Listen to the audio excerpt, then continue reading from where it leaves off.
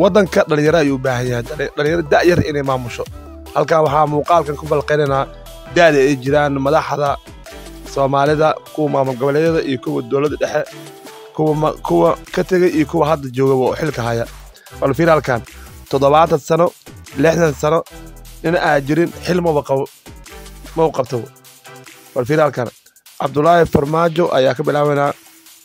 62 sano ayuu jiraa wuxuu dhashay Maars oo dhashay 1964 waa 62 sano jira waxa ku xiga Xasan Sheekh Maxamuud November ayuu dhashay 29 1955 wuxuuna jiraa 68 sano waxa ku xiga Shariif Xasan Sheekh Aadan nileela ku xiga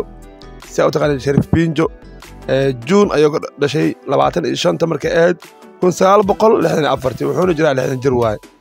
waxa ku xiga ninkii ogaa soo gaabay dhigi Muuse Biixi 76 sano ayuu jiraa ninka da' waay wuxuu dhashay isla July ayuu dhashay labadeeda 1948 qof 60 ama 70 kor u dhaafin dowladda Soomaaliya xil ma ka qabanayo dhalinyaradii booska waa loo diiday waxa ku Cali Sharmaake ninkii rawasaariye hore ee Soomaaliya Sharmaake la jiray asana June ayuu dhashay 18 1960 waxa ku xiga Cabdiraxmaan Ashkur oo mootii inuu daaya Cabdiraxmaan Ashkur waa 56 jir leh wasiili nimanka dhan waa ka yiriya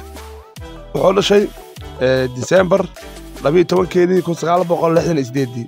yaa ku xiga ninka talada haya galmudug qorqor u daayirbo October 10 1967 wuxuuna jiraa 55 jir labada uu sareysa waa Muuse Biixi iyo Axmedow wuxuu jiraa 72 sano ayuu dooliga 1951 ayuu dhashay bal fiiri waxa ku ogaanaysaa madaxda madaxda inay dawlad qabato waa inay 60 sano ama 70 sano aawo dhalinyaradii arki maysid wax meeshan ka yar da'ada 30 inay xil qabto 70 60 ay qabanayaan oo dalka waxa maamula odayaal ayaa maamula dhalinyaradii dalka aaway dad da'ad arki maysid inta madax Soomaaliya soo noqotay qof 40 ka hoosay ma jirabo 60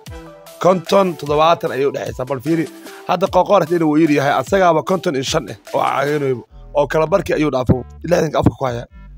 waxa ku soo xigin leeyahay Cabdiraxmaan Ashkur 56 sano raggan galna waa 60 70 bal fiiri Farmaajo 62 mara Xasan Sheekh Maxamuud waa 70 sano waxa 2 sano bal fiiri wadankan qof aadayn xil ma qabto qof dhalinyaro iyo qof 30 sano jiro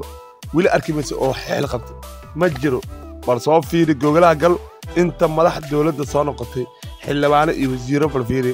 iyo madaxweynayaal iyo kuma gobolada soo garaxta qof 60 sano kor dhaafin iyo 50 sano